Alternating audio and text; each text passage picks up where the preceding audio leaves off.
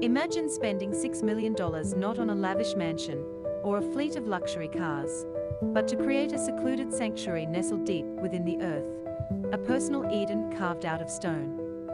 Today, we are exploring Daoyuan Cave, a place that truly lives up to its name, echoing the mythical peach blossom spring. A real-life paradise, where the rugged embrace of mountains meets the gentle caress of water, where the air is crisp and clean, infused with the vibrant perfume of blooming flora, and where the only sounds that break the silence are the sweet melodies of birdsong. The hustle and bustle of modern life fade away. Here, nature reigns supreme. For the past 20 years, a man in his 60s has called this carefully crafted haven home. He is not a hermit in the traditional sense, shunning all contact with the world out of bitterness or misanthropy.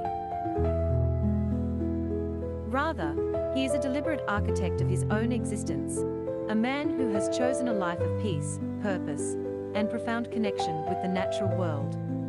Investing a significant amount of time, relentless effort, and nearly $6 million, a sum that could have bought him unimaginable comforts elsewhere, he transformed the cave into his personal retreat, a testament to his vision and dedication. He has built more than just a dwelling, he has constructed a sanctuary for the soul. He embraces a simple existence here, a stark contrast to the consumerist frenzy that dominates much of modern society. His days are governed not by the clock or the demands of the market, but by the rhythm of the sun and the needs of his environment. He works diligently from dawn till dusk, tending to his garden, maintaining the cave's delicate ecosystem, and ensuring his own self-sufficiency. He is a farmer, a builder, and a caretaker, all rolled into one, utterly detached from the anxieties and distractions that plague the outside world. He is a master of his domain, not through dominion over others, but through harmonious coexistence with nature. This self-reliance is not born of necessity, but of choice. He could easily afford to outsource these tasks, to delegate the maintenance of his Eden to others. But the act of nurturing his environment, of working with his hands, is integral to his well-being. It connects him to the earth, grounds him in the present moment, and provides a profound sense of purpose. He finds satisfaction not in acquiring possessions, but in cultivating growth, both within himself and in the world around him. In his leisure time, he practices calligraphy, the ancient art of elegant brushstrokes. This is not merely a hobby, it is a spiritual practice, a way of nurturing his spirit and connecting with the wisdom of the past.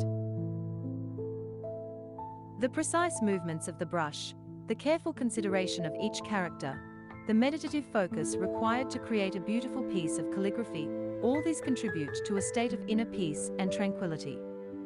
Just as he cultivates his garden, he cultivates his mind, nurturing its growth and refinement.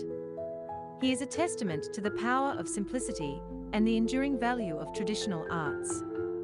This environment, this lifestyle, it's truly enviable. Not in a superficial way, not in the sense of wanting to possess the same material comforts, but enviable in the deeper sense of longing for a life of purpose, peace, and connection. A life free from the relentless pressure to consume, to achieve, to conform. A life where beauty is found not in manufactured goods, but in the natural world. A life where happiness is derived not from external validation, but from internal contentment. Come, let's explore this remarkable place together through our lens.